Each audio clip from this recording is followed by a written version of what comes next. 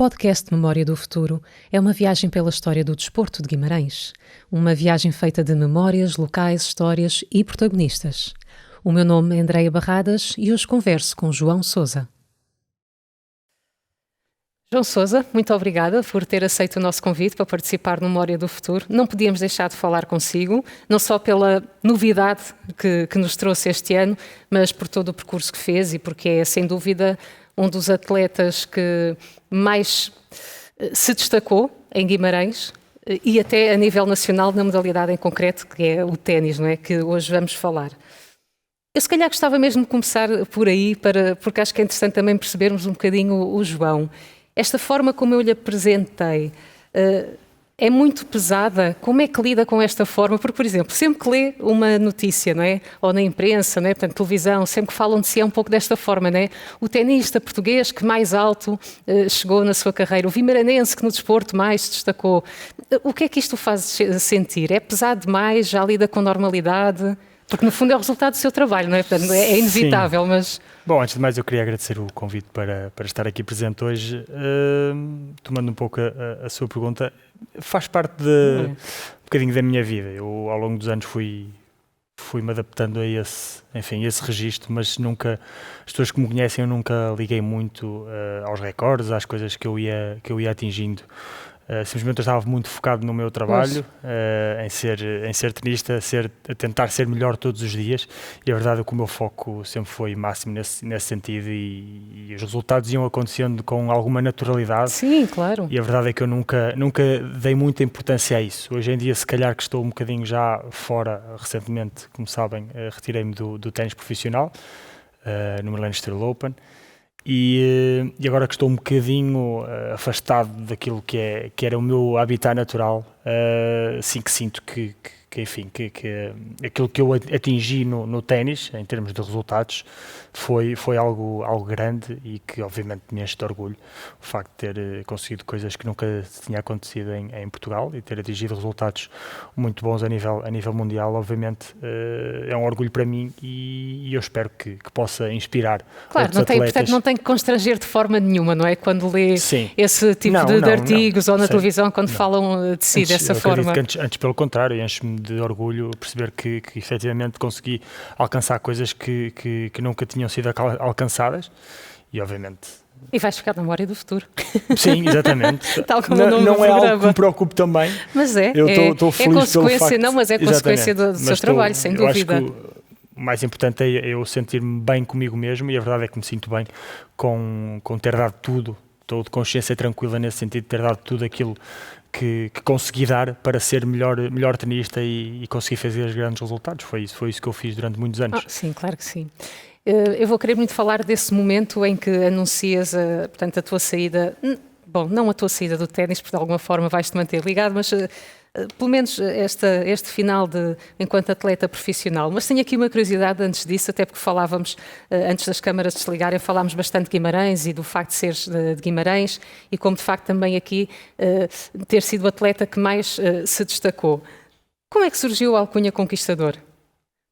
Consegue ter noção ou foi algo que começou de repente a ler nas notícias e alguém criou e nem sim, sabe? Eu acredito que foi, eu não me lembro concretamente quem foi, mas eu lembro perfeitamente do momento, que foi quando eu venci o primeiro título ATP, que foi em 2013 em Kuala Lumpur, e portanto, ao ter conquistado esse título que nunca nenhum português tinha alcançado esse feito, eu, ao ser natural de Guimarães e obviamente Dom Afonso Henriques ser o conquistador, as pessoas começaram a chamar os mídia, começaram a chamar o conquistador e pegou. Pois foi através dos mídia, lá está. Era a minha curiosidade, se tinha sido até em algum momento durante um treino ou algum treinador que até não, tivesse... foram os mídia.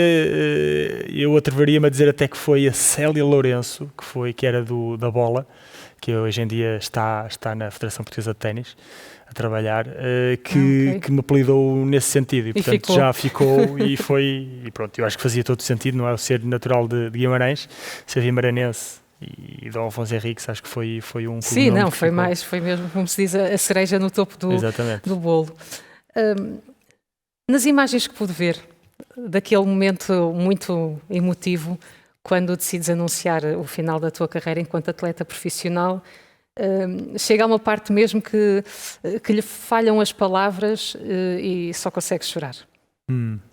Eu, quando olhei para aquelas imagens, pensei, o João está a chorar porque está emocionado, que até eu fiquei de ver tantas pessoas a aplaudirem, ou porque ali caiu a ficha da decisão que tinha tomado, que era uma decisão pesada demais?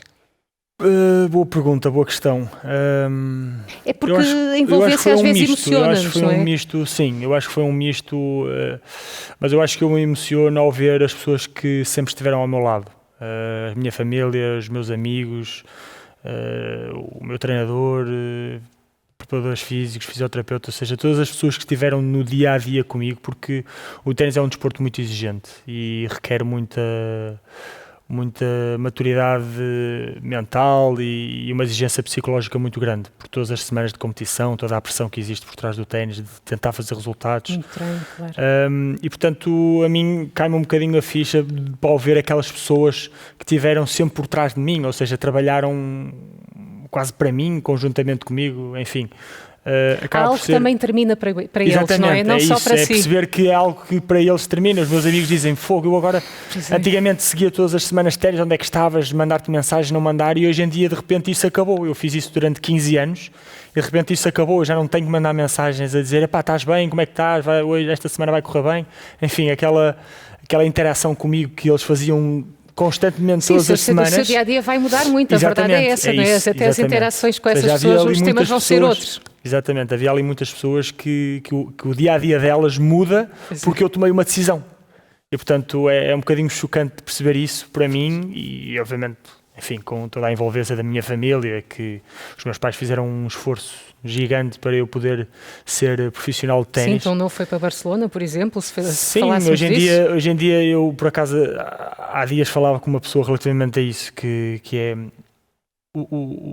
a coragem que os meus pais tiveram para me enviar para o estrangeiro, enfim, pedir empréstimos ao banco, claro, para que eu pudesse seguir o meu sonho de ser profissional de ténis. Hoje em dia já é uma loucura, mas estamos a falar há 20 anos atrás, sim. Em 2004. Sim. Portanto, ou seja, as pessoas poderiam dizer que os meus pais são loucos, não é?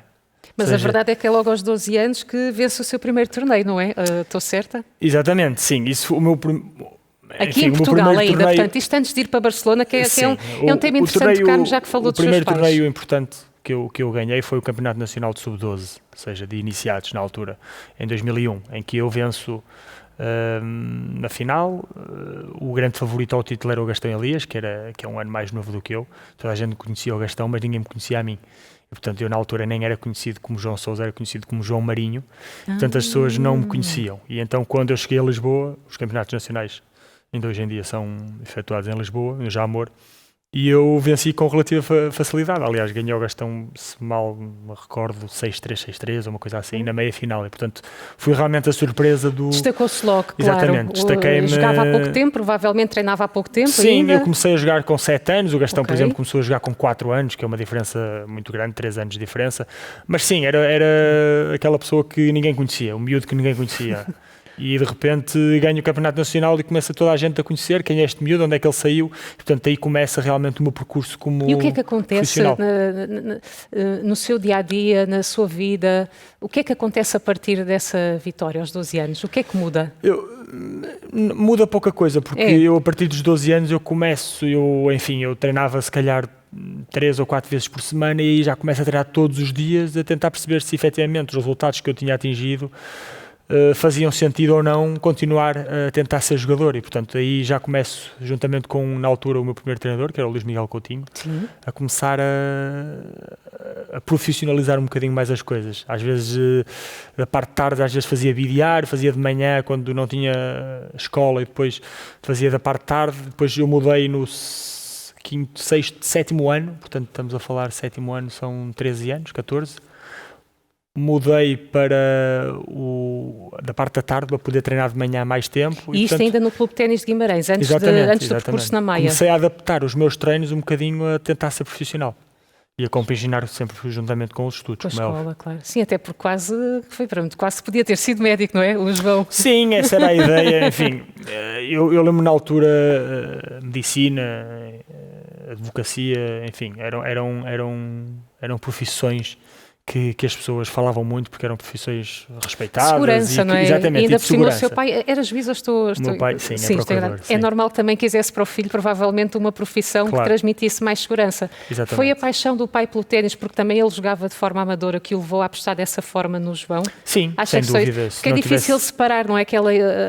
Aquela entrega dele enquanto juiz, que é um trabalho de tanta responsabilidade, e depois deixar o filho seguir um caminho um pouco arriscado, exatamente, no fundo. Sim, eu tive a sorte, enfim, do meu pai ser um apaixonado do ténis. O meu pai começou de forma amadora, nunca sou profissional, apesar de ter sido campeão nacional com o Clube Ténis de Guimarães, por equipas.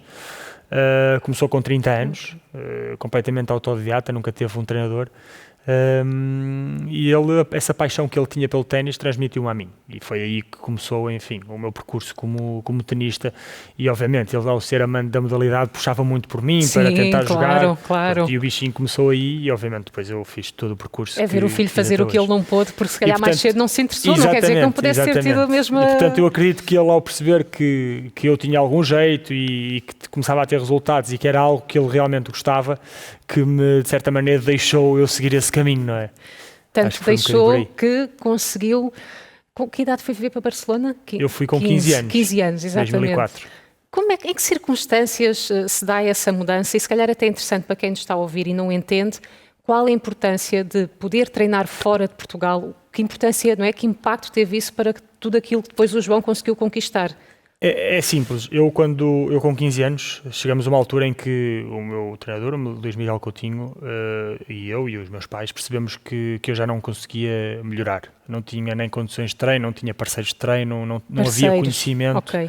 Mas a grande chave é essa, eram parceiros de treino com nível que para eu poder jogar. Não é mais do João também. Exatamente. Eu com provavelmente 13, 14 anos já ganhava tudo o que existia e, portanto, havia duas maneiras de eu poder evoluir, era com parceiros melhores do que eu, ou então treinando muitas horas.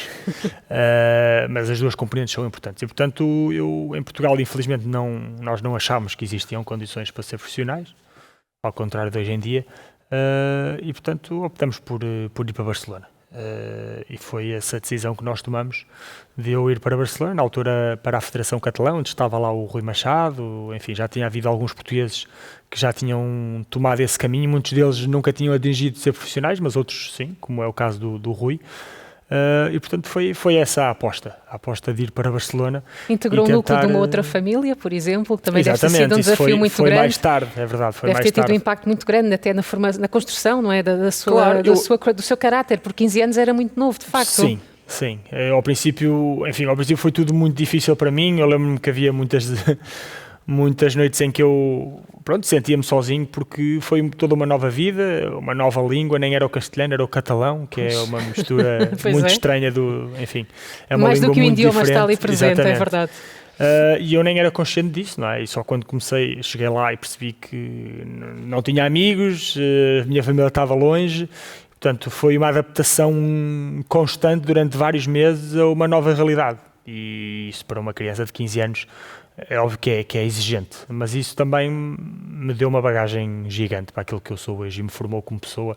Claro. Eu costumo dizer, põe-me no meio do deserto e eu consigo sair de lá. Exatamente. E a verdade é essa, não é algo que, obviamente eu já tenho 35 anos, mas eu com 22, 23 anos já sentia a mesma coisa. E portanto, mais tarde eu fui viver para uma família, eles cuidaram como se fosse um filho, eram mais um filho, eles tinham 2 filhos, eu era mais um, o filho mais velho, e a verdade é que ajudaram-me mais tarde a adaptar-me a uma vida completamente diferente, apesar de eu já estar lá há 2 anos e já estava bastante adaptado, mas obviamente ajudaram muitíssimo nesse capítulo. Já agora que falamos um bocadinho do ténis em si, aproveitando a sua presença aqui, que também é importante falar não só do seu percurso, mas também para transmitir um bocadinho da sua experiência, não é? Enquanto tenista, uma vez que também foi daqueles que até à data também mais alto voou. O ténis em si, quais são, que tipo de dificuldades, as maiores dificuldades que apresenta? A modalidade em si, para si, ou pelo menos para si, que é muito difícil generalizar, o que é que foi mais difícil lidar enquanto atleta com o ténis? Porque cada modalidade tem as suas exigências, não é? O psicológico. É o mais difícil. Dizer que o psicológico é 65%, 70% do ténis. A parte mental, a parte do querer, de saber gerir os momentos de pressão, a exigência todas as semanas de competir, de arranjar vontade de competir todas as semanas, o que nem sempre é fácil. Aceitação. O ténis é um desporto de aceitação do erro, das derrotas. Há muitas semanas em que nós perdemos, treinamos, preparamos, perdemos, treinamos, perdemos. Eu tive 8 semanas, 9 semanas seguidas a perder a primeira ronda, portanto é uma exigência mental muito dura para lidar com o erro. E saber lidar com o erro, exatamente, melhor, dar a volta a uma situação que não é favorável, ou estarmos a perder constantemente, porque se nós formos ver, todas as semanas só existe um vencedor. Há atletas no ténis, eu tenho um caso, por exemplo, do Julian Benneteau, que foi um dos jogadores que eu venci em 2013, em Kuala Lumpur, o meu primeiro título ATP, em que ele tem 13 finais e nunca venceu um torneio ATP. Portanto, estamos a falar de que ele em 20 anos de carreira nunca venceu um torneio. Todas as semanas ele perdeu. Pois é, onde é que se vai buscar forças para ter uma moral, não é? Exatamente, para continuar a trabalhar, a tentar melhorar nos capítulos em que ele não achou, ou a equipa dele achou que não está tão bem. Portanto, arranjar motivação para continuar a treinar e a tentar fazer resultados melhores, depois de derrotas, é mesmo muito difícil. Eu acredito que sim. É preciso um querer muito grande. E a verdade é que, apesar das pessoas, muitas das pessoas achavam que eu era mentalmente fraco porque gesticulava muito e falava muito, eu era ao contrário. Sim, mas as pessoas às vezes confundem isso. E às vezes havia muitas pessoas que me criticavam pelo facto de eu gesticular muito, falar e não sei o quê, mas eu era muito bom mentalmente. Então eu tinha a capacidade de gesticular, e passado 3 segundos eu estava completamente focado no que tinha que fazer. E se calhar até precisava mesmo de gesticular para isso, não é? Para arranjar motivação de me chatear, para voltar a acalmar-me e focar no próximo ponto. Às vezes era uma forma minha. É da personalidade de cada um, sim, claro, mas pronto, olha, acaba por explicar, já que foi tão criticado, as pessoas que não conhecem, muitas pessoas, eu tinha algumas críticas nesse sentido, as pessoas não conheciam, eu começava a rir e dizia, as pessoas, é completamente ao contrário, quanto mais falar, obviamente sem perder o foco, porque às vezes também me acontecia de falar muito e perdi o foco do encontro, obviamente também me aconteceu, principalmente na fase inicial da minha carreira, quando nos meus 20, 22 ainda, mas era ao contrário, eu ajudava-me a focar no jogo e não estar ali sem vontade e estar ali um bocadinho perdido. E já que falamos em experiência do ténis e aprendizagens e o que a experiência de Barcelona também pôde ter feito por si, e lidar com jogadores tão conhecidos mundialmente, como teve a oportunidade de lidar, o que é que isso também contribuiu na evolução da sua carreira? Há algum nome, por exemplo, possa destacar, ou nomes que tenham sido fundamentais nesse crescimento? Porque não basta o treino. Sem dúvida. Roger Federer para mim foi um ídolo desde pequeno e foi uma referência não só para mim, mas para a grande maioria dos tenistas e não tenistas profissionais. E depois, um bocadinho mais próximo, o Rafa, pela mentalidade dele. Eu tive a oportunidade e o privilégio de poder privar um bocadinho com ele em pré-temporada, estar com ele em casa dele, enfim. E a mentalidade que ele tinha era algo extraordinário. Seduzia-o, não é? Ao ponto de eu ter conseguido influenciar também a si. Sem dúvida. Mas no circuito, eu ao princípio, obviamente, temos muito respeito por toda a gente, porque toda a gente... É uma coisa que as pessoas às vezes me perguntam e é algo curioso, que é, dentro do circuito da ATP existe muito respeito entre todos. Porque todos nós sabemos a exigência que é preciso e a dificuldade que existe por trás de estar no topo. E, portanto, existe muito respeito entre todos nós. Obviamente, quando nós entramos no top 100 pela primeira vez, somos novos, não é? Temos muito respeito pelos grandes jogadores, top 20, top 30, e depois... À medida que vamos conseguindo alguns resultados, vamos perdendo esse respeito. E o senhor foi bem alto e já lá vamos, que eu vou querer falar disso. E é muito interessante perceber que nós vamos perdendo esse respeito e vamos ganhando respeito para os de trás. E, portanto, isto é como uma espécie de uma escada rolante que vamos subindo e os de trás vão-nos respeitando. E quanto menos respeito, obviamente, quando eu falo de respeito, não é falta de respeito, mas perdendo o respeito dentro do campo, dizer, ok, tu és melhor do que eu, mas eu estou aqui para te ganhar. E muitas vezes eu lembro do Rafa me dizer que 80% dos encontros dele, ele, quando entrava no campo, ele sentia que o outro estava tão tenso que ele já ganhava o encontro só pela presença dele, pelo respeito que o outro tinha para com ele. E, portanto, o perder esse respeito dentro do campo era importante e não é fácil. E jogar contra jogadores. Um desses ídolos, o que é que se sente antes? É isso mesmo? É exatamente isso. Portanto, enfim, é porque aconteceu consigo, não é? Tive a oportunidade de jogar contra o Roger 2 vezes, contra o Rafa também 2 ou 3 vezes, contra o Djokovic um monte de vezes.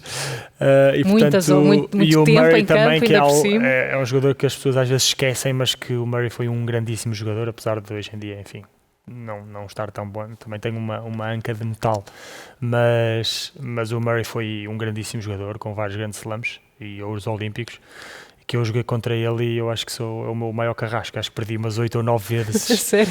Sim, aprendeu muito. Ali é que o psicológico trabalhou. Mas é engraçado ver que todas as vezes que eu jogava contra ele ia melhorando a minha performance, e até houve as últimas duas e eu ganhei um set e estive cada vez mais próximo, e lá está, perdendo esse respeito. Sim. De jogar cada vez mais com ele. E o Rafa tinha uma coisa curiosa, que era o Rafa... comigo, por exemplo, fui um bocadinho a exceção, porque eu realmente tinha uma relação boa com ele, que ele nunca fazia mais de uma pré-temporada com outro jogador.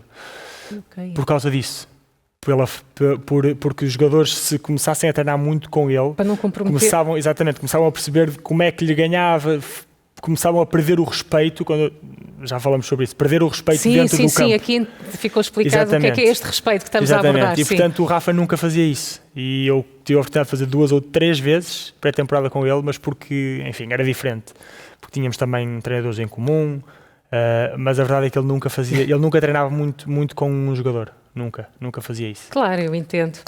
Eu não sei se é pessoal demais fazer esta pergunta, mas é uma curiosidade que nós temos, todos estes atletas que chegam assim tão alto. O que é que o João pensava antes de começar cada jogo? Não pensava muito. Não, eu sabia. E não há uma grande preparação além do que é o treino físico? No dia antes e mesmo no próprio dia, quando vamos aquecer, existe um aquecimento prévio ao jogo, 3-4 horas antes. Em que nós analisámos, eu com o Frederico, analisávamos o nosso adversário, apesar de já nos conhecermos tão bem quase todos, porque todas as semanas estávamos juntos, mas analisámos e percebíamos como é que taticamente eu ia jogar.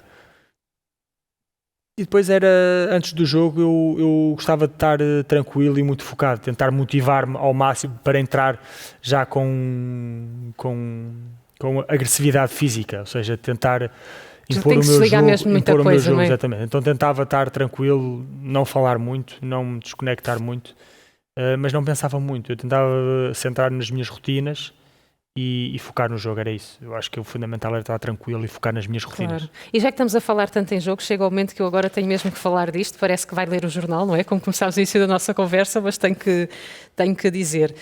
Da sua carreira podemos destacar 4 títulos muito importantes, 8 finais, porque as pessoas nem sempre falam de finais, mas o que eu acho é que é muito importante lá chegar. Não sei porque é que às vezes quando se fala do Palmeiras de um atleta não se fala disso, mas é tão importante também.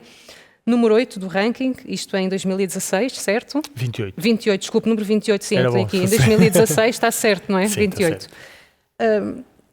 Hoje em dia, que significado ainda tem aquela primeira vitória que falámos, aos 12 anos, depois de tudo o que foi conquistado, de um prize money também ele tão alto? Em algum momento ao longo da carreira foi-se lembrando daquela primeira vitória, ou foi uma história que ficou muito lá para trás? Sim, é assim, eu acho que foi o primeiro passo, ou seja, a primeira abordagem ao ténis profissional que eu tive. E demonstrar que era um jogador que tinha alguma capacidade, fosse ela física, mental, enfim, que tinha alguma aptidão para o ténis. E, portanto, esse foi o primeiro marco para mim, que demonstrar que realmente que tinha uma capacidade diferente aos outros. E, portanto, foi a partir daí que eu comecei a acreditar que podia ser profissional. Portanto, temos sempre que relacionar também, não é? Eventualmente, se não tivesse ganho esse torneio, se calhar não tinha ganho motivação para continuar a tentar ser profissional. E, portanto, o primeiro marco não é sempre importante. E depois, obviamente, vieram mais tarde muitos outros que me ajudaram a ganhar motivação e a acreditar que podia ser profissional. Por exemplo, um deles é o Challenger de Guimarães, que se fez em 2013. Também ia querer falar disso, por acaso, foi tão um marco importante. super importante. Cidade Europeia do Desporto 2013, Exatamente. Guimarães. E nós estávamos a falar muito de Guimarães ainda há pouco, antes mesmo das câmaras se ligarem. O João consegue ganhar Penso que até o Vitória Sport Clube é nesse ano que ganha a Taça de Portugal, com Rui Vitória, quer dizer... Não, eu acho que foi 2012. Eu, por acaso, acho que é 2013, porque a ideia que eu tenho é que há muita coisa interessante a acontecer na nomeação de Cidade Europeia do Desporto 2013. Quer dizer, é muita coisa em simultâneo, não é? Portanto, o atleta português que mais alto, não é, se distinguiu no ténis é de Guimarães. Em Guimarães também foi a primeira cidade europeia a receber esse título. Quer dizer, há muita coisa importante, não é, aqui em Guimarães em 2000, no desporto, claro. Também com que olhos, e eu sei que o João é bastante crítico em vários temas, e ainda bem, é sinal que reflete. Com que olhos via Guimarães nessa altura? E que impacto isso teve também na sua carreira e até a nível pessoal ter feito parte desse momento tão importante e com uma vitória? Com que olhos? Os olhos que eu vejo sempre Guimarães é de apaixonado, porque eu sou vimaranense, sou vitoriano, não podia ser de outra forma. Até porque jogou futebol, não falámos disso, mas é verdade, é que podia ter sido jogador de futebol quase, não é? Nunca se sabe, sim. Mas eu sou muito ligado às minhas origens. Aliás, hoje em dia estou a viver cá em Guimarães. Investi em Guimarães e, portanto, eu sou muito ligado às minhas origens e, na altura, enfim, ao estar fora, quase ser um imigrante, não é? Fora. Vivia em Barcelona, na época que ganhou esse título em 2013. Em 2013 eu vivia em Barcelona por causa do ténis, tinha lá a minha base tenística, mas para mim era uma pressão gigante o facto de jogar um Challenger em Guimarães, que foi feito num ano, só se fez um ano, em que eu tinha todo o foco porque era o ano que estavam os olhos todos virados para o desporto, não é? Modalidades diferentes. E no ténis em mim, não é? Ou seja, claro, acaba por ser, eu era quem se distinguia, no fundo. Estava top 100 já na altura e, portanto, toda a gente esperava que eu vencesse o torneio como se fosse fácil eu vencer o torneio, não é? E foi eu acho que foi o primeiro torneio em que realmente, em termos mentais de exigência, eu me superei. Eu me superei porque estava tudo focado em mim. Aliás, eu no primeiro encontro acho que tive match point em contra, tive a um ponto de perder e consegui dar a volta e depois acabei por vencer o torneio. Mas a verdade é que existia um foco gigante. Uma expectativa muito grande, claro, em que o João cumprisse, não é? Exatamente. Como quem diz, está lá fora, toda a gente fala que é o melhor, é o maior, e agora chegava a Guimarães e não mostrava isso. Lá está, e, portanto, é a parte psicológica, como diz sempre, é do mais difícil no ténis. Eu ter, como falava há pouco, eu ter partido dessa barreira de sob pressão conseguir vencer em Guimarães, em casa, deu-me muita motivação para o que veio a seguir. Aliás, e foi nesse ano que mais tarde eu depois fui para o US Open, fiz quarta ronda do US Open quando perdi contra o Djokovic no campo central, no Arthur Ashe, e depois mais tarde ganho Kuala Lumpur. E portanto não foi uma vitória que caiu por acaso, foi todo já um processo, vinha de um bom ritmo, não é? Já vinha de um bom ritmo de competição, que já vinha com alguma confiança, e esse momento de vencer em Guimarães foi a rampa claro. a minha, enfim, para de subida, exatamente. E já que falamos em momentos marcantes e percorremos aqui um bocado algumas das fases mais marcantes, pelo menos da sua carreira, provavelmente havia muita coisa para falar e hoje, infelizmente, não temos todo esse tempo. Mas há aquela pergunta inevitável que eu, por elegância, não quis começar a conversa, mas agora tenho mesmo de a fazer. Porquê agora despedir-se do ténis? Porquê agora? E não antes? Agora? Porque não daqui a um ano? O que é que levou a toda essa decisão? Por várias razões. A primeira, porque fisicamente não me sentia apto por algumas lesões nos últimos anos. A segunda razão, porque ao não estar bem fisicamente, mentalmente também começava a ter algumas dúvidas relativamente ao meu nível, porque aquilo porque eu lutei toda a minha vida era para jogar o circuito ATP, os grandes torneios do mundo, e que tive o privilégio de fazer. Verdade. Portanto, para mim não fazia sentido eu estar a jogar torneios que não fossem desse calibre. Portanto, estamos a falar de Challengers, que é uma categoria inferior, apesar do nível ser gigante e ser muito bom. Para mim não fazia sentido mentalmente eu jogar esses torneios quando tive 9, 10 anos no top 100 e joguei todos os torneios melhores do mundo, não é?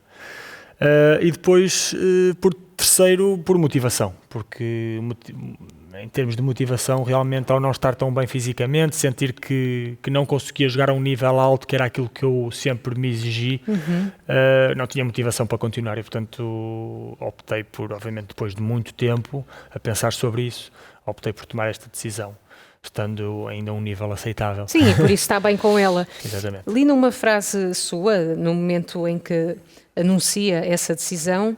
Embora encerre aqui esta fase da minha vida, o meu compromisso com o ténis e o desenvolvimento esportivo em Portugal permanece inabalável.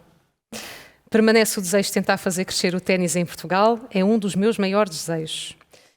E o que eu pergunto é, de que forma acredita que pode contribuir para esta, eu vou chamar quase causa, porque bem sabemos como em Portugal é difícil. Exatamente. Infelizmente as apostas são muitas no nosso desporto rei, que é o futebol, que eu não tenho nada em contra disso, mas acredito que em Portugal falta muita aposta nos outros esportes. Sim, também é preciso sugerir às pessoas, não é? As televisões têm de passar mais, porque as pessoas podem gostar, agora não podem estar sempre a pensar que é o futebol que vai gerar audiências e por isso só vamos transmitir futebol e futebol, não é? Porque às vezes os mídias também têm um papel nisso importante. Exatamente, sem dúvida. Não é? Sugerir a diversidade ao público, não é? Não importante, fundamental nesse sentido. Eu acho que falta muita cultura desportiva em Portugal. Temos muita cultura futebolística, é verdade. Temos muito treinador de bancada, mas também temos muitas pessoas que sabem de futebol. Aliás, vemos todos os jogadores e treinadores que temos lá fora de renome e com êxito são variedíssimos. Porque efetivamente se aposta muito no futebol e podíamos ter... Nesse sentido, podíamos ter outras modalidades muito boas, como é o caso, por exemplo, de Espanha, que são bons em tudo, e porque efetivamente apostaram muito no desporto nos últimos anos. A Federação Portuguesa de Ténis tem feito um papel exemplar e um trabalho exemplar nesse sentido, de apostar no ténis. A verdade é essa. Hoje em dia temos torneios em Portugal quase todas as semanas, internacionais, para aquelas pessoas que querem ser profissionais e que se querem dedicar. Tem muitas há muito trabalho por trás disso, para quem não entende, a verdade é essa, não é? Mas falta muita cultura desportiva, de apostar, seja governos, câmaras, falta muita aposta no desporto, não só no ténis, mas todos os outros esportes. E já que falamos do ténis, há uma altura em que o João até expressa, e eu não sei em que fase, sei que na altura apontei, mas li alguma coisa sua de há uns anos atrás em como expressa essa falta de apoio, não é, para com o ténis em Portugal. Nunca teve receio de sofrer algum tipo de represália ou de não o levarem tão a sério, pelo facto de estarmos a falar de uma modalidade que também ela em si está ligada a grandes marcas de luxo, que por norma quem pratica e quem compete são pessoas que têm algumas possibilidades financeiras, a própria audiência, o próprio público, também ele por norma tem bastantes possibilidades financeiras. Nunca teve receio de que essa chamada de atenção para com a necessidade, né, de apoio ao ténis pudesse contrariar um pouco aquilo que depois as pessoas veem que existe à volta do ténis, que é, no fundo, muitas posses financeiras, não é? Até as marcas são as mais caras, não é? As de luxo. Sim. A verdade é que existe, enfim, em termos monetários é um desporto muito exigente o ténis, é verdade. Okay. Se bem que hoje em dia começar a jogar ténis não é minimamente dispendioso. Agora, os clubes já não são tão elevados os preços. Os preços não são tão elevados, exatamente. Ou seja, há muitos clubes que já têm raquetes, já têm bolas, já têm o material necessário, é só preciso de umas sapatilhas e os preços não são tão... Sim, tão caros em relação a outros clubes que possam os pais quererem inscrever os filhos, exatamente. Claro. A verdade é que para ser profissional é preciso investir muito dinheiro. Eu sei por experiência própria. Claro. Tive a sorte de ter uns pais que fizeram um esforço gigante para que eu pudesse ser profissional. É verdade. E, obviamente, as grandes marcas, como referia, as grandes marcas querem sempre estar ligadas ao ténis, porque é um desporto de eleição. A verdade é essa. Mas, por outro lado, em Portugal existe muito pouca cultura de apostar no talento português. Há muito poucas empresas em Portugal, e eu tive a sorte de ter o Millennium BCP que apostou desde muito cedo, e demonstrou ser o meu maior patrocinador nesse sentido, mas a verdade é que nem existe incentivos para as empresas apostarem no desporto. Pois, isso é logo por a primeira. Exemplo? E depois não existe essa mentalidade das empresas apostarem no desporto e no talento nacional, porque também não têm incentivos nesse sentido. Portanto, há aqui uma roda que teria que se mudar, ao contrário, e tentar perceber como é que se podia apostar e dar incentivos às grandes empresas, porque existem muito boas empresas em Portugal que podiam perfeitamente apostar no desporto, não só no futebol, mas no desporto em Portugal, e Portugal tem muito talento, é brutal, tem mesmo muito talento. Eu vi muitos miúdos com muito talento a ser desperdiçados por não poderem ter essa capacidade económica para ser profissionais, infelizmente, vi muitos, Mas como digo, eu adorava ver que as empresas começavam a apostar em atletas. Então, quando digo apostar, não tem que ser no ténis, é no atletismo, Claro, enfim, claro. é noutros esportes, handball, vôlei, o que fosse. Há uma responsabilidade que está pela parte do governo, não é? De incentivar. De incentivar empresas e essa responsabilidade desportiva, que acho que o desporto e a arte, a cultura, acho que são os grandes embaixadores de qualquer país. Temos um maior embaixador. Permite potenciar também, não é? As características do ser humano, não é? Descobrir-se de outra forma, poder-se ver de outra forma, é a partir do desporto, é a partir de algo que se possa produzir e ele próprio surpreender, não é? Com o resultado desse arte, e que as pessoas sintam orgulho, não é? O facto de ser português, o facto de um país, quando é que um país se junta todo? É quando há futebol. Agora o europeu está toda a gente junta, já não existem sportinguistas, nem portistas, nem benfiquistas, nem vitorianos, não é? E as pessoas juntam-se porquê? Pelo desporto, pelo futebol. As pessoas, quando me viam em Roland Garros, que é agora esta semana, era indiferente a raça, o clube, não é? As pessoas juntam-se e existe um orgulho por ser português, seguiam por ser português, não é? E portanto o desporto é efetivamente uma bandeira do nosso país. E vocês, atletas, estão a promover o nome do país pelo mundo. Sem dúvida. Não é? Porque é assim, ser o número 28, quem é o número 28? João Sousa, de Portugal. O nome está lá, não é? Exato, e também claro. vocês... E a bandeira está lá. E a bandeira está lá, a bandeira que já foi motivo de tanta discussão nos últimos tempos. João, estamos mesmo quase a terminar, mas eu não queria fechar a nossa conversa sem lhe fazer duas últimas perguntas. Agora que já passou algum tempo deste final, enquanto atleta profissional, consegue avaliar o impacto que realmente o ténis teve na sua vida? Sim, sem dúvida. O ténis e aquilo que eu sou hoje é por causa do ténis. O ténis sempre foi a minha vida. Permitiu viajar?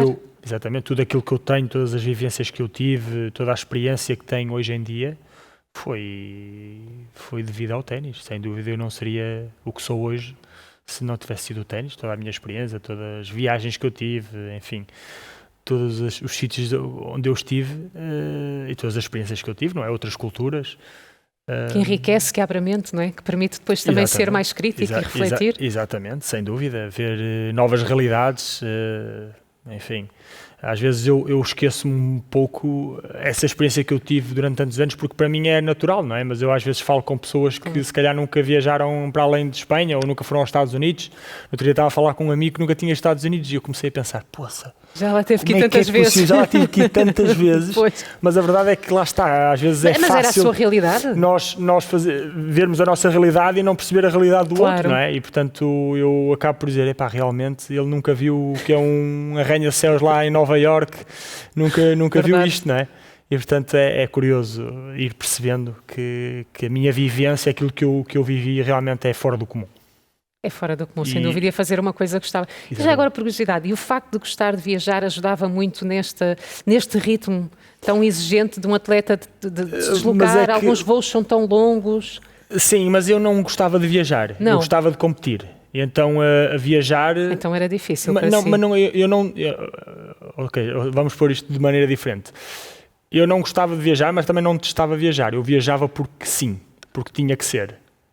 Ou seja, eu gostava de fazer viagens longas, por exemplo, muito bem, mas as escalas matavam-me. Claro, como a qualquer pessoa. E, portanto, era algo que fazia parte do meu trabalho. A viagem em si fazia parte do meu trabalho. Eu, quando chegava aos sítios, aí sim, já conseguia desfrutar. Claro. Agora, o processo da viagem não era propriamente... Sim, mas eu quando estava a falar de gostar de viajar era mais nesse sentido, não é? Se temos um espírito de descoberta e conhecer novas culturas, deve ajudar muito para encontrar ali um equilíbrio no que é aquelas exigências, não é, de um atleta. Sim, o problema aqui que se põe é que um ano ok, 2 anos está bem, 3 anos, 4, 5, mas a partir de um certo ano já era sempre o mesmo sítio, ou seja, já sabia o que é que ia encontrar, já se conhecia a cidade e, portanto, a partir do 6º, 7º, 8º, 9º ano é a mesma cidade, o mesmo hotel. E, portanto, porque acaba por ser difícil para nós fugir da nossa rotina de competição. E, portanto, nós só tentávamos fugir quando perdíamos, quando tínhamos 1 ou 2 dias ali para depois ir para outro torneio. Mas quando nós chegávamos na cidade, já entrávamos em modo competição e já era hotel, clube, hotel e não tínhamos tanta oportunidade de poder ver a cidade, desfrutar da cidade, desfrutar de sítios diferentes. Não tínhamos tantas oportunidades para fazer isso. Sim. Porque, efetivamente, nós íamos trabalhar, não é? O ténis para mim era um trabalho, apesar de eu adorar isso, mas era um trabalho. E Claro. nós íamos trabalhar e tinha que estar focado ao máximo em preparar da melhor maneira e estar a 100%.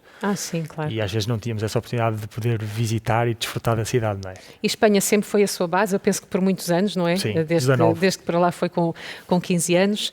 E acredito que tenha sido importante por tudo aquilo que me relatou, porque acho que essas vivências, não só num país que leva o desporto mais a sério, mas pelas estrelas do ténis que depois teve a oportunidade de conviver, acho que foi uma escolha muito interessante, porque com certeza que obrigaram também o João a ir mais além, porque precisamos também estar, não é, de nos envolver de pessoas que nos queiram ir mais à frente, e aqui em Portugal simples. não teria sido Barcelona, fácil. eu era mais um.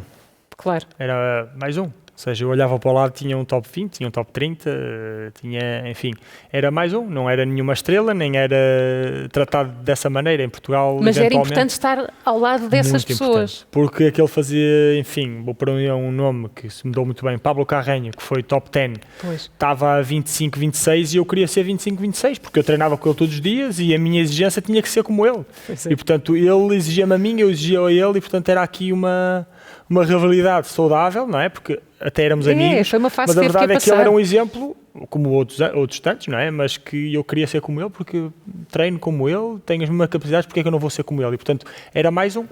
Claro. E isso é importantíssimo. E já que estamos no Memória do Futuro, e não pergunto por Portugal, porque a conversa aí teria que ser muito maior, mas em Guimarães, como é que vê o futuro desta modalidade, nesta cidade que tem uma tradição tão forte no desporto?